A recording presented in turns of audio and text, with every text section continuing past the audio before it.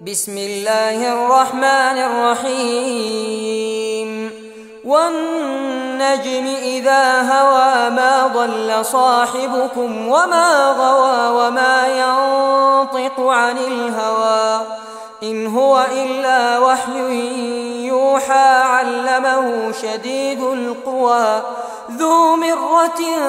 فاستوى وهو بالأفق الأعلى ثم دنا فتدلى فكان قاب قوسين أو أدنى فأوحى إلى عبده ما أوحى ما كذب الفؤاد ما رأى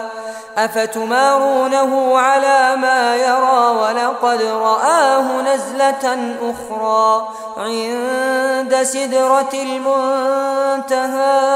عندها جنة المأوى إذ يغشى السدرة ما يغشى ما زاغ البصر وما طغى لقد رأى من آيات ربه الكبرى أفرأيتم اللات والعزى ومناة الثالثة الأخرى ألكم الذكر وله الأنثى تلك إذا قسمة ضيزى إن هي إلا أسماء سميتموها أنتم وآباؤكم ما أنزل الله بها من سلطان إن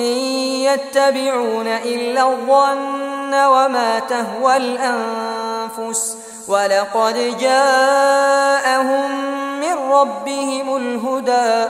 أم للإنسان ما تمنى فلله الآخرة والأولى وكم من ملك في السماوات لا تغني شفاعتهم شيئا إلا من بعد أن يأذن الله لمن يشاء ويرضى إن الذين لا يؤمنون بالآخرة ليسمون الملائكة تسمية الأنثى وما لهم به من علم إن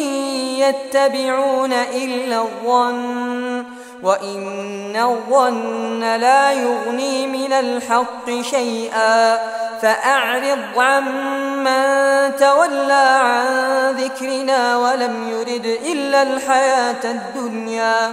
ذلك مبلغهم من العلم إن ربك هو أعلم بمن ضل عن سبيله وهو أعلم بمن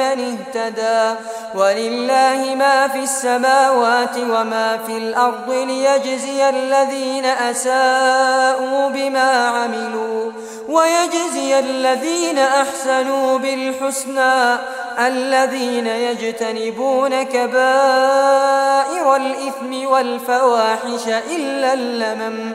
إن ربك واسع المغفرة هو أعلم بكم إذ أنشأكم من الأرض وإذ أنتم أجنة